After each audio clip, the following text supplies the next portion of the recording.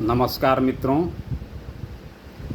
इस जातिवादी जनतंत्र में कमज़ोर संख्या वाली जातियां पार्ट 5 में आज मैं एक बहुत ही गंभीर विषय की तरफ आपका ध्यान दिलाऊंगा और पूरे प्रमाण के साथ। क्योंकि कमज़ोर संख्या वाली जातियों में सबसे बड़ी आबादी अति पिछड़ी जातियों की है, तो इनको इस बहुसंख्यक जाति ने किस तरह से संवैधानिक रूप से लूटने की व्यवस्था की है, यह इनको बताना जरूरी है और उसका मैं प्रमाण के साथ आपके सामने बात करूंगा। कोई भी हवाई बात नहीं, जो सामने है प्रमाणित है, मैं उसी की बात करूंगा। बिहार में अत्यंत पिछड़ी जातियों में टोटल 115 जातियों के लोग हैं, जिसमें 1 से 12 तक तेली, मल्लाह, कानू, धानुक, नुनिया, चंद्रवंशी, कहार, नाई, बढ़ई, मोमिन, मुस्लिम, धुनिया मुस्लिम, प्रजापति, कुम्हार, राइन या कंजरा मुस्लिम हैं, जिनकी आबादी 1.5% से 3.5% तक है। 1 से 12 तक में ये हैं। इसमें जुलाहा, अंसारी, मुस्लिम भी हैं, जिनकी आबादी 3.5% है। और इसके बाद 13 से लेके 115 तक जो हैं, उनकी आबादी 1% से कम है।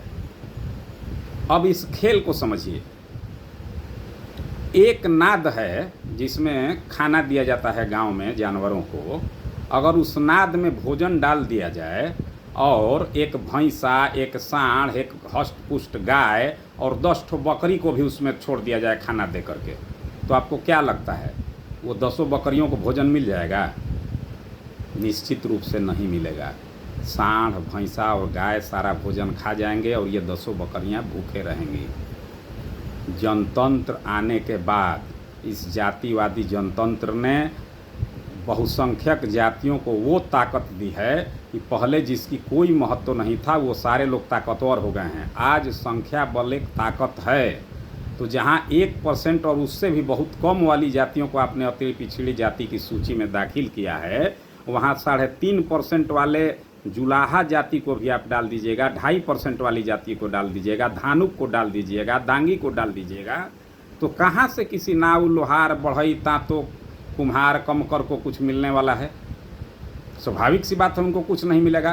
हर तरह से वो कमज़ोर हैं। राजनीति में कमज़ोर हैं, पूंजी से कमज़ोर हैं, पैसे से कमज़ोर हैं, ज़मीन से कमज़ोर हैं, हर तरह से वो कमज़ोर हैं। उनके हिस्से में जो कुछ भी आएगा वही बहुसंख्यक जातियां उनका लूट लेंगी।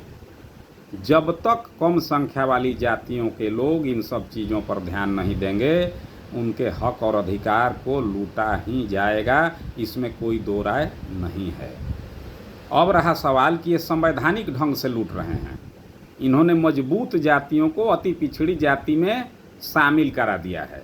कर्पूरी जी ने, मैं उनके दूरदर्शी सोच की जितनी भी प्रशंसा करूं कम होगा, कि अपने समय में 1978 में जब उन्होंने रिजर्वेशन दिया, तो वो जानते थे कि पिछड़ी जाति में आने के बावजूद जो बहुसंख्यक जातियां हैं, संपन्न जातियां हैं, उनसे किसी कमज़ोर जाति का कोई तुलना नहीं हो सकता है। उन्होंने बिहार में जातिगत आरक्षण को 2 भाग में बांट दिया, पिछड़ा और अति पिछड़ा।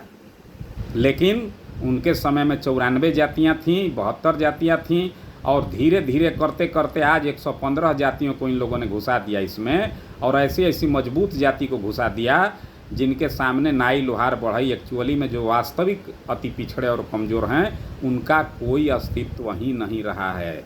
न ये विधायक हैं, न सांसद हैं। सबसे मज़ेदार बात तो ये है कि जो अति पिछड़ी जातियों को पंचायतों में आरक्षण दिया गया है, उसका 60% हिस्सा ये नवोदित अति पिछड़े, जो कि वास्तव में अति पिछड़े नहीं थे, इनको घुसा दिया गया है। इन लोगों के द्वारा कब्जा कर लिया जाता है।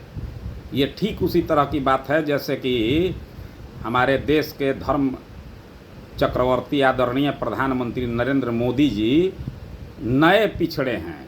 ये बैकवर्ड पैदा नहीं हुए थे। इनकी जाति मूढ़ घांची जो है वो सामान्य जाति में थी गुजरात में, लेकिन बाद में इनकी जाति को पिछड़ी जाति में घुसा दिया गया, जिसका वो हमेशा चर्चा करते चलते हैं और बुड़बक बनाते हैं पिछड़ों को। ठीक वही स्थिति यहाँ हुई है। यह देश स्तर पर हो रहा है। कम संख्या वाली जातियों को लूटने के लिए बहुसंख्यक और मजबूत जातियों को पिछड़ा अति पिछड़ा अनुसूचित जाति में घुसा करके वास्तविक जो उसके हकदार लोग हैं उनके हक और अधिकारों को लूट लिया जा रहा है। आज मैं अति पिछड़ों की बात कर रहा हूँ, कल अनुसूचित जाति में जो कम संख्या वाली जाति हैं उनकी बात करूँगा, और उसके बाद सबसे अंत में अगड़ी जाति में जो कम संख्या वाले हैं उनकी भी चर्चा होगी। दोस्तों, जनतंत्र के जातिवाद ने, जातीयकरण ने इसको जनतंत्र नहीं रहने दिया है। जनतंत्र को सबसे बढ़िया इसलिए माना जाता है, यह माना जाता है कि सही बात के पक्ष में ज़्यादातर लोग सहमत होंगे, गोलबंद होंगे, इसीलिए जनतंत्र को अच्छा माना जाता है। किसी ने सपने में नहीं सोचा था कि कोई ऐसा भी दौर आएगा कि एक हत्यारे, बलात्कारी, चोर, डकैत को वोट देने के लिए सिर्फ जाति के नाम पर कोई खड़ा हो जाएगा। तो वैसी स्थिति में अगर कोई बहुसंख्यक जाति है और एक खास क्षेत्र में उसकी संख्या ज़्यादा है, तो उससे कोई कम संख्या वाला कैसे जीतेगा? 10,000 साल तक अगर हम सासाराम से चुनाव लड़ते रहें कोयरी के खिलाफ, तो कायस्थ की आबादी है 10,000 या 15,000 और कोयरी है 50,000। तो अगर 10,000 साल तक भी हम चुनाव लड़ते रहें तो यहाँ जीत पाएंगे? नहीं जीतेंगे। स्वाभाविक सी बात है कि जातिवादी जनतंत्र में हम नहीं जीतेंगे। तो ठीक यही स्थिति है कि इस जातिवादी जनतंत्र ने कमज़ोर संख्या वाले जातियों को अस्थायी गुलाम बना दिया है। अंग्रेज़ों का राज सिर्फ 165 साल में चला गया, मुग़ल और अन्य मुस्लिम राजाओं का राज भी 650 साल में चला गया। लेकिन अगर कम संख्या वाले जातियों के लोग एकजुट होकर के अपनी आवाज़ नहीं उठाएंगे, अपने जैसे लोगों के लिए नहीं खड़े होंगे, तो यह जो बहुसंख्यक, चंद बहुसंख्यक जातियों की राजनीतिक वर्चस्व और इनका सत्ता है, ये अगले 10,000, 20,000 साल में भी ख़त्म नहीं होगा। और धीरे धीरे आप इतने मजबूर और कमज़ोर हो जाएंगे कि आप अफ्रीकन गुलाम से बदतर हो जाएंगे। आपको जागना ही होगा। आप इस पर गंभीरता से विचार कीजिए। मैं जो भी बात कहता हूँ, मेरी कोई बात मत मानिए, इस पर गंभीरता से चिंतन कीजिए, पढ़िए, ज्ञान बढ़ाइए, और लगे कि मैं सच कह रहा हूँ तो उसी वक्त से इस काम में लग जाइए। कुछ नहीं करना है। संविधान ने आपको वोट के रूप में बहुत बड़ी ताकत दी है। इस वोट को सोच समझकर इस्तेमाल कीजिए, कमज़ोर संख्या वाली जातियों को गोलबंद कीजिए, सब कुछ हो जाएगा। कल मैं बात करूंगा अनुसूचित जाति के कमज़ोर संख्या वाली जातियों के लिए। धन्यवाद।